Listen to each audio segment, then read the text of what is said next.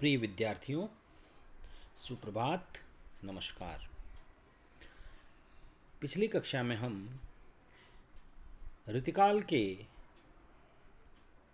आचार्य कवि केशवदास कृत रामचंद्रिका के पाठ्यक्रम में सम्मिलित अंश का सौंदर्य समझ रहे थे। आज हम आगे चलते हैं। पिछली कक्षा में हमने देखा कि केशवदास जी ने रामचंद्रिका नामक महाकाव्य के सृजन के प्रारंभ में मंगलाचरण में भगवान गणेश, माँ सरस्वती एवं मर्यादा पुरुषोत्तम श्री राम की वंदना की। रामचंद्रिका रचना 39 प्रकाश में विभक्त रचना है, जिसे केशवदास जी द्वारा एक ही रात में रच दिया गया। लेकिन इस रचना को रामचंद्र शुक्ल ने महाकाव्य की श्रेणी में नहीं रखा है, नहीं माना है, क्योंकि शुक्ल जी ने महाकाव्य के जो लक्षण बताए हैं ये उन लक्षणों पर खरा नहीं उतरती, क्योंकि ये कथा सानुबंध नहीं है, कथा बीच बीच में टूटी हुई है। एवं केशव ने रामचंद्रिका में राम की कथा में जो मार्मिक प्रसंग है उनका भी ख्याल नहीं रखा है, उनका भी वर्णन सुंदर और मर्मस्पर्शी नहीं किया है। इसलिए रामचंद्र जी शुक्ल इसे महाकाव्य की श्रेणी में नहीं मानते। केशव, जो कि हिंदी साहित्य के प्रथम सर्वांग निरूपक आचार्य हैं, अलंकारवादी कवि हैं, जो अलंकार को काव्य की आत्मा मानते हैं, भूषण विनुन विराजई कविता वनिता मीत कहते हैं। केशवदास पांडित्य प्रदर्शन के लिए अपनी रचना में कठिन शब्दों का, क्लिष्ट पदों का प्रयोग करते हैं। इसीलिए रामचंद्र जी शुक्ल ने केशवदास को कठिन काव्य का प्रेत कहा है। साथ ही उनके बारे में शुक्ल जी ने कहा है कि उनको कवि हृदय नहीं मिला था, क्योंकि महाकाव्य के मार्मिक लक्षणों, मार्मिक स्थानों की व्याख्या की जैसी अपेक्षा किसी कवि से की जाती है वह उनमें नहीं थी। तो केशव ने जो रामचंद्रिका लिखी उसकी सबसे बड़ी विशेषता क्या थी?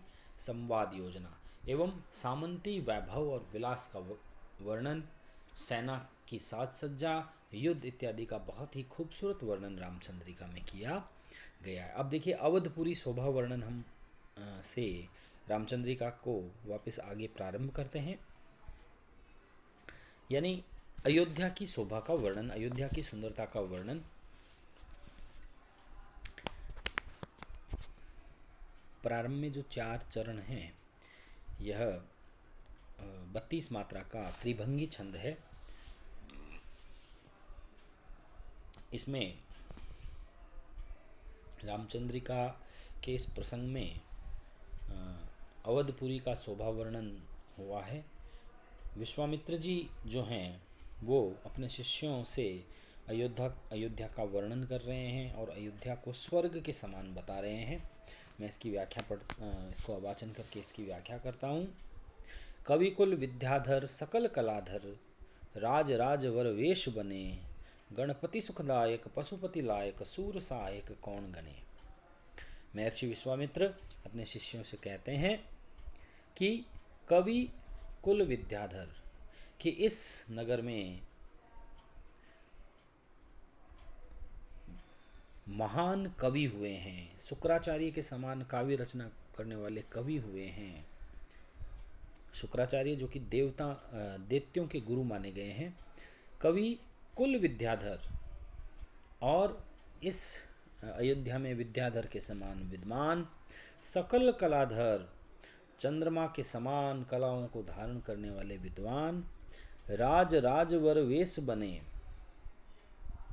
इसके अतिरिक्त राज राज शब्द जो हैं इसका अर्थ है श्रेष्ठ क्षत्रिय, कुबेर, यानी कुबेर के समान वैभव संपन्न राजा दशरथ जो हैं उनके राज्य अयोध्या में शुक्राचार्य जैसे महान कवि, विद्याधर जैसे विद्वान पंडित और चंद्रमा के समान कलाओं को धारण करने वाले बुद्धिमान लोग हैं। गणपति सुखदायक, दशरथ के दरबार में गणेश के समान सुख देने वाले अधिकारी, पशुपति लायक और शिव के समान कल्याण करने वाले पशुपालकों के स्वामी निवास करते हैं। सूर सहायक कौन गिने, सूर यानी शूरवीर, कि यहाँ पर सूरवीर इतने हैं कि उनकी हम गणना नहीं कर सकते। सेनापति बुद्धजन, मंगल गुरुगण, धर्मराज मन बुद्धि धनी, कि दशरथ के राज्य में सेनापति यहाँ कार्तिकेय को बताया गया है कि यहाँ कार्तिकेय के समान शक्ति संपन्न सेनापति और बुद्ध के समान बुद्धिमान, इसके अतिरिक्त मंगल के समान मंगल कामना के लिए पाठ करने वाले ब्राह्मण लोग, धर्मराज मन बुद्धि धनी और धर्मराज के समान मन की गति और बुद्धि के धनी लोग निवास करते हैं। बहु शुभ मनसा कर करुणा में अरु सूरत तरंगिनी शोभसनी, कि यहाँ का राजा जो है बहुशुभ मनसा कर का अर्थ है मन वांछित फल देने वाला कल्प वृक्ष के समान राजा दशरथ है। करुणा में जो विष्णु के समान दयावान है, एवं अरु सूरत रंगिनी शोभसनी, सूरत यानी प्रेम और रंगिनी यानी रंगने वाली, प्रेम के रंग में रंगने वाली नदी सरयू नदी जिसके तट पर अयोध्या स्थित है, अत्यंत सुंदर लग रही है और अयोध्या का दृश्य स्वर्ग लोक के समान है, स्वर्ग के समान है। ये जो छंद है इसमें श्लेष अलंकार का अत्यंत सुंदर प्रदर्शन है, क्योंकि इस पूरे छंद में अनेक शब्द ऐसे हैं जिनके एक से अधिक अर्थ हैं और इसके अतिरिक्त इस पूरे छंद में अयोध्या की शोभा का वर्णन हुआ है। देखिए आगे जो छंद आ रहे हैं ये मात्रिक छंद रोला छंद है। रोला छंद की विशेषता है कि इसके प्रत्येक चरण में 24 मात्राएं होती है, अर्थात ये सममात्रिक छंद है। जैसे अगला जो छंद है मूलन ही की जहाँ अधोगति केशव गाइए से लेकर श्रीफल को अभिलाष प्रकट कवि कुल के जी में, जहाँ जिसके आगे 2 लिखा हुआ है आपको दिखाई दे रहा होगा, तो यहाँ तक 4 चरण है और इसके प्रत्येक चरण में आप जब मात्राएं लगाएंगे तो 24 मात्राएं आएगी। रोला छंद की एक विशेषता ये है कि रोला में 11 मात्राएं जहाँ चरण में आती है वहाँ विराम लेना पड़ता है, यति होती है, 11 और 13 पर यति मानी जाती है। तो आगे के जो पद हैं ये रोला छंद में हैं। भाषा ब्रज है ही, क्योंकि ऋतुकाल के कवियों ने ब्रज भाषा का प्रयोग किया है। हालांकि अधिकांश राम कथा अवधी भाषा में लिखी गई है, लेकिन ब्रज भाषा में राम कथा की बात करें तो केशव की रामचंद्रिका उल्लेखनीय है।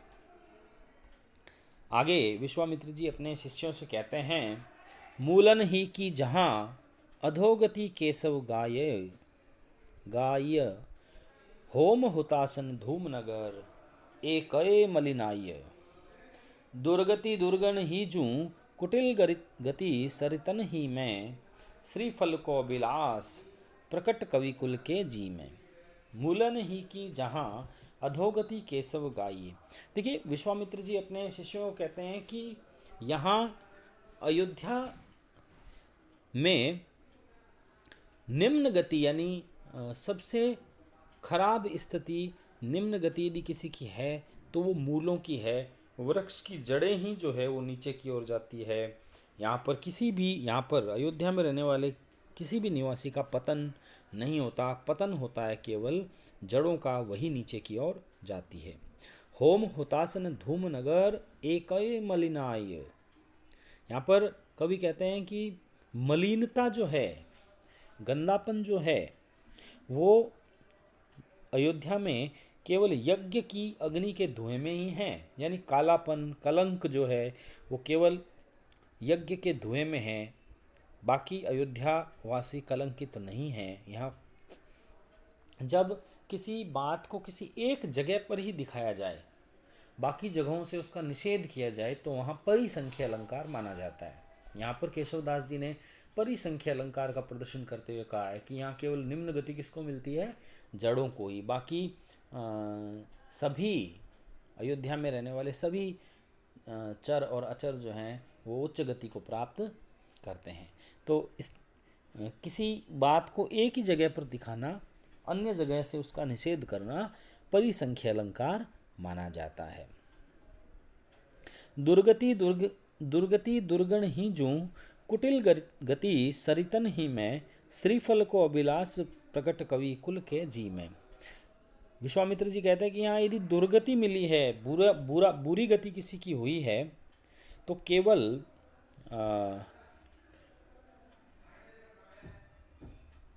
यहाँ पर मतलब किसी प्राणी की बुरी दशा नहीं है। बुरी दशा यदि केवल है दुर्गुण की है। दुर्गुण का मतलब किले जो हैं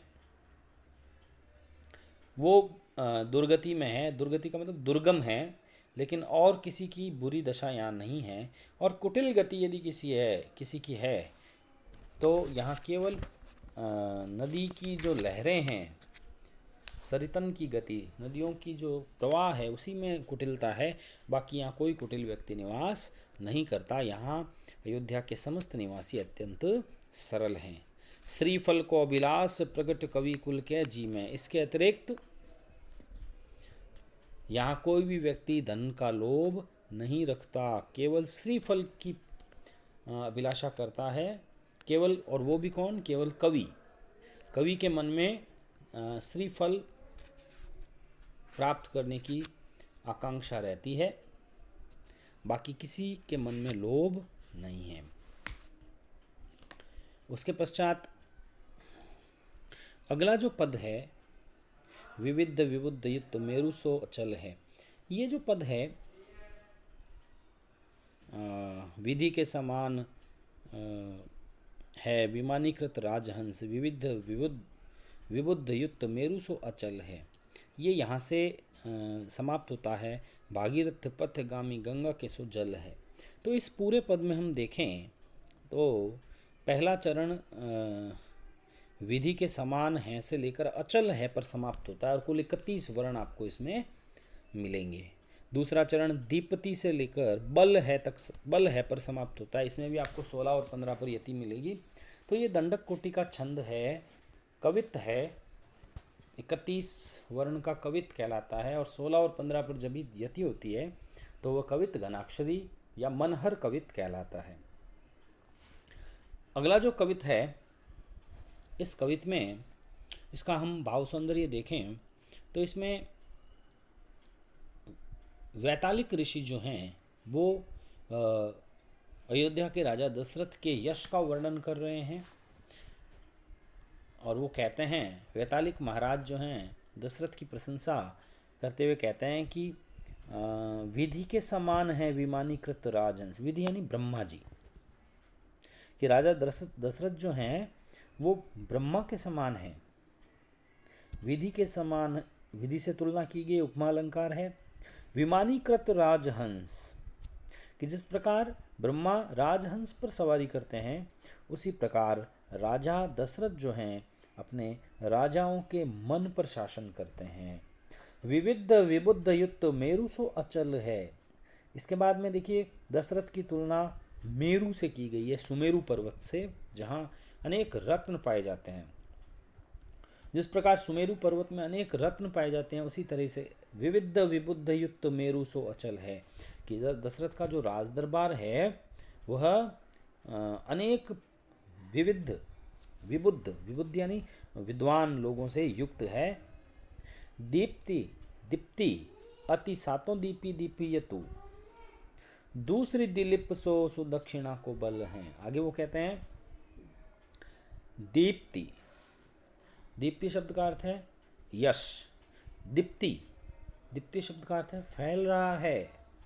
अति सातों दीपयंतु, दीप्यंतु का मतलब होता है प्रकाशित हो जाते हैं, कि राजा दशरथ का यश जो है वो इतना प्रकाशमान है कि उसके द्वारा सातों दीप प्रकाशित हो जाते हैं।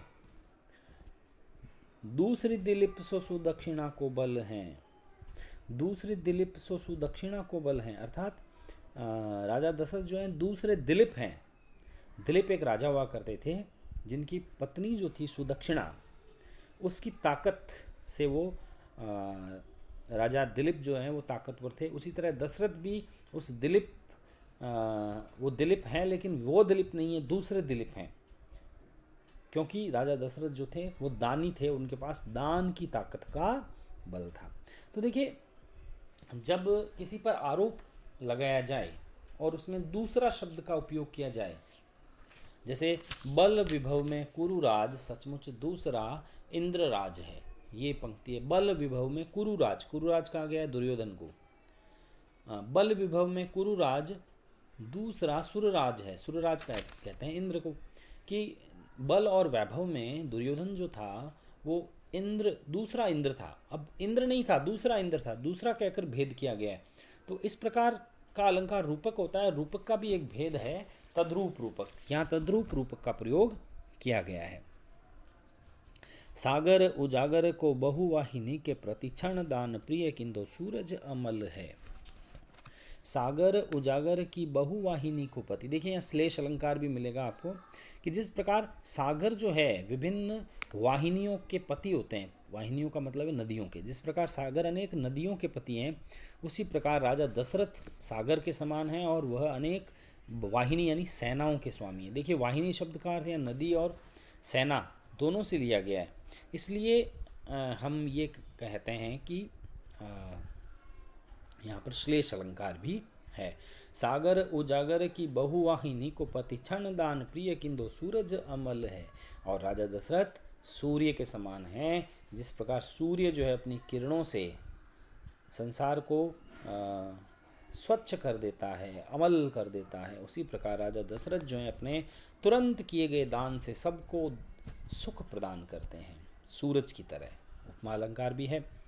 सब विधि सब रथ राजे राजा दशरथ, भगीरथ पथगामी गंगा के सो जल हैं। सब विधि सब रथ राजे राजा दशरथ, इस प्रकार राजा दशरथ जो हैं सब प्रकार से शासन करते हुए शोभायमान हैं, सब प्रकार से समर्थ होकर सुशोभित हैं। भगीरथ पथगामी गंगा के सो जल हैं, वो भगीरथ के समान, भगीरथ के द्वारा दिखाए गए पथ पे चलने वाले गंगा के जल के समान है, कि जिस प्रकार गंगा का जल जो है निर्मल और पतित होता है, उसी प्रकार राजा दशरथ जो है भगीरथ के समान लोक कल्याण की भावना से पूर्ण है। तो ये जो कवित था इसका हमने अर्थ पढ़ लिया। आपको इसमें मैंने आपको बताया ब्रज भाषा का प्रयोग है, श्लेष उपमा, इसके अतिरिक्त तद्रूप रूपक अलंकार का प्रयोग किया गया है। अब देखिए, रामचंद्रिका के अगले अंश में हम आगे चलते हैं, जिसमें जनक के दरबार का चित्रण है। जनक के दरबार में स्वयंवर में सीता का स्वयंवर रखा गया है। राजा जनक ने शिव के धनुष की प्रत्यंचा चढ़ाने के लिए दुनिया से, पूरे संसार से उन्होंने ताकतवर बाहुबली राजाओं को बुलाया गया है, और उन राजाओं का वर्णन चमत्कारी रूप से इस प्रसंग में सीता स्वयंवर में किया गया है। ये जो पद है इसमें कवित छंद का प्रयोग है, 16-15 प्रियति है। पावक पवन मणि पनग पतंग पित्र, जैसे ज्योतिवंत जग ज्योति से न गाए हैं। पहली पंक्ति में केशव कहते हैं कि सीता के स्वयंवर में पावक पवन मणि पनंग पतंग पित्र, मतलब ये जितने भी नाम हैं, पावक यानी अग्नि, पवन यानी हवा, मणि यानी मणि प्रकाशवान मणि होती है, पनग यानी सर्प, पतंग यानी सूर्य। कवि कहते हैं कि सीता के स्वयंवर में संसार के समस्त प्राणी और वस्तुएं उपस्थित हैं।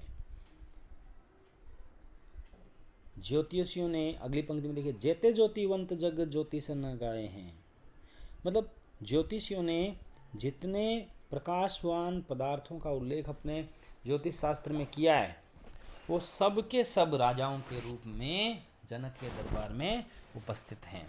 वे अग्नि, पवन, मणि वाले सांप, पन्ना, सूर्य, इसी तरह चंद्रमा, तारे आदि प्रकाश पुंजों की मानद ये सभी राजा मानो राजा जनक के दरबार में उपस्थित हैं। असुर प्रसिद्ध सिद्ध तीर्थ सहित सिंधु केशव चराचर जे वेदन बीताए हैं।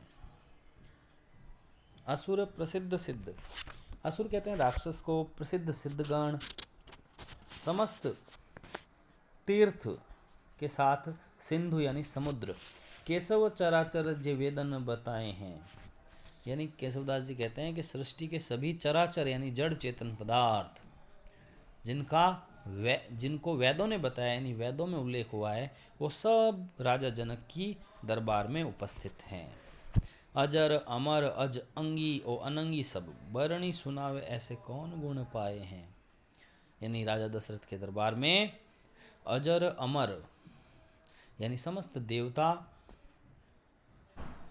अज जो जन्मे नहीं हैं, अंगी जो शरीरधारी हैं, और अनंगी जो अशरीरी हैं, जिनकी देह नहीं है, वो सब यहाँ आए हैं। वर्णी सुनावे ऐसे कौन गुण पाए, इनका वर्णन करने वाला संसार में कोई भी नहीं है।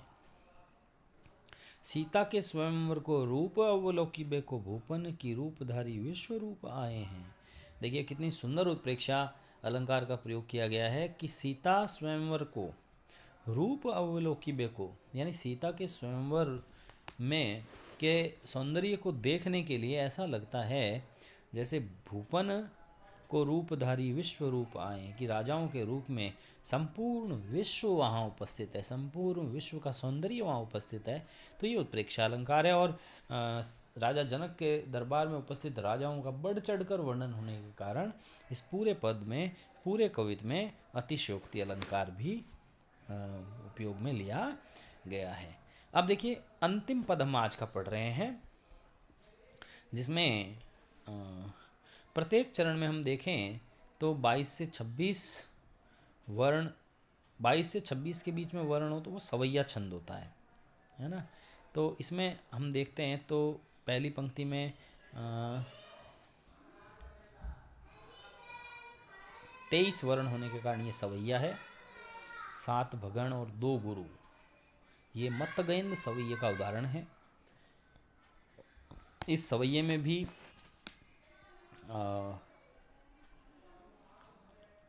सीता स्वयंवर का सवैया है, सीता स्वयंवर प्रसंग से संबंधित है, और सारे संसार के बलशाली राजा शिव धनुष की प्रत्यंचा उठाने में जब समर्थ नहीं होते, तो इस सवैये में राजा जनक के मन में क्या क्या विचार उत्पन्न होते हैं उसका चित्रण किया गया है। कि अब मेरा वचन कैसे पूरा होगा, मेरा प्रण कैसे पूरा होगा, सीता का विवाह कैसे होगा, ये चिंता राजा जनक को लग गई है। सातहूँ दीपन के अवनीपति हारी रहे, जिये में सब जाने। दशरथ जिये में सब जाने, दशरथ हृदय में सब जान गए थे कि सातहूँ दीपन के, कि सातों द्वीपों के सभी अवनीपति पृथ्वीपति राजा जो थे वो हार गए हैं। वो शिव के धनुष की प्रत्यंचा को नहीं चढ़ा पाए, वो तो धनुष को स्पर्श करके हिला तक नहीं पाए हैं। तो जनक के मन में विचार उत्पन्न हुआ, 20 बीसे व्रत भंग भयो सुख हो, अब केशव को धनु ताने। जनक के मन में ये था, 20 बीसे शब्द का अर्थ है कि निश्चित रूप से व्रत भंग, कि मेरा प्रण टूटेगा, सुख हो कि अब उनका प्रण टूट जाएगा। अब केशव को धनु ताने, की अब कौन धनुष को तानेगा, कौन धनुष की प्रत्यंचा को चढ़ाएगा, और जो धनुष की प्रत्यंचा जब नहीं चढ़ेगी तो मेरा व्रत भंग हो जाएगा और मैं सीता का विवाह कैसे कर पाऊंगा। इस तरह राजा जनक जो है, राजाओं की कमजोरी को देखकर राजा जनक का मन निराशा से भर गया और वे सीता के विवाह को लेकर चिंताग्रस्त हो गए। शोक की आगी लगी परिपूर्ण आए गए घनश्याम विहने। इतने में ही उनके जब मन में जब शोक की अग्नि से जब वो जलने लगे,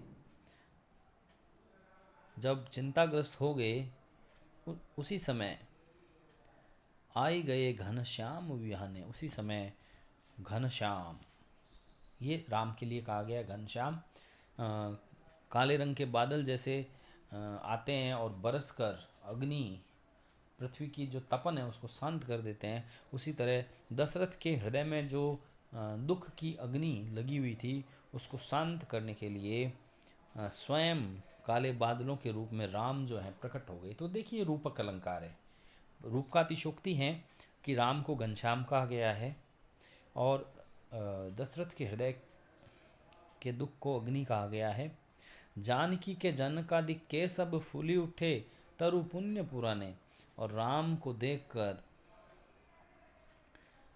श्री राम के वहाँ जाने पर जानकी, जानकी यानी सीता, जनकादिक और जनक तथा अन्य जितने भी दरबार के जनक के दरबार के लोग थे सब फूली उठे, सब प्रसन्न हो गए, सब खुश हो गए।